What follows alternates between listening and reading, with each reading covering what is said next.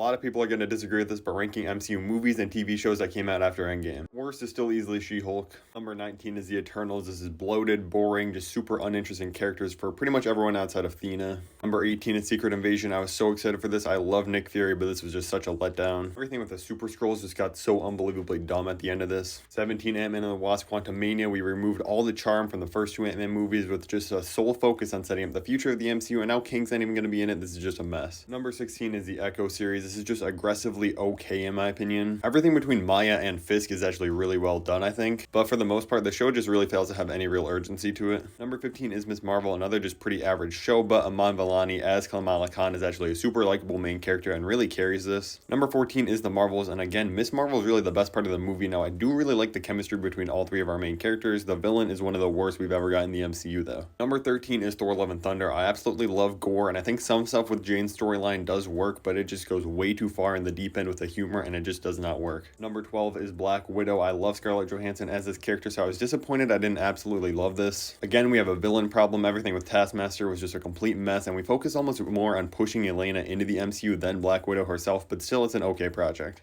Hit that like and follow button, but at number 11, I have the Falcon and Winter Soldier. Really enjoyed Bucky and Sam's chemistry in this, and John Walker is one of my favorite new MCU characters, but Carly was an ultimately terrible villain. Number 10 is Doctor Strange in the Multiverse of Madness. I think Wanda gives a top 5 MCU villain performance in this movie, and I love that Sam Raimi gets a lot of his style through, but I feel like a lot of the dialogue in this is just super clunky and awkward. 9, Black Panther: Wakanda Forever. I was not a big fan of Shuri in the first Black Panther, but I think she did a great job in this film. Namor was a very solid villain, and this is pretty much as good as this movie was going to be without Chadwick. Number 8 is the Guardian Special. This was actually really funny. Anytime you get James Gunn directing these characters, you know it's going to be a hit. Number 7 is Shang-Chi. Incredible fight scenes and a very solid villain. But I'm not going to lie, I feel like the overall story was a bit generic, but still a very solid film. Number 6 is WandaVision, a great series and probably the most creative thing they've ever done up until like the final 2 episodes, and it just keeps ending in CGI fights. Number 5 is the Hawkeye series. I had way more fun with this than I expected. Kate and Clint were just an amazing duo in this. They had great chemistry. And this show took Hawkeye from being one of my least favorite Avengers to one of my favorite. Number 4 is Moon Knight. Not to sound repetitive, but I loved pretty much everything about this besides the final episode just turning into a big CGI fight, but for the most part, this was actually really well done. Number 3 is Spider-Man: No Way Home, a movie that was a 10 out of 10 theater experience, but rewatching it a little bit, you do start to see some problems. Most of which are in the first hour. Everything with Doctor Strange is just really clunky and not that great.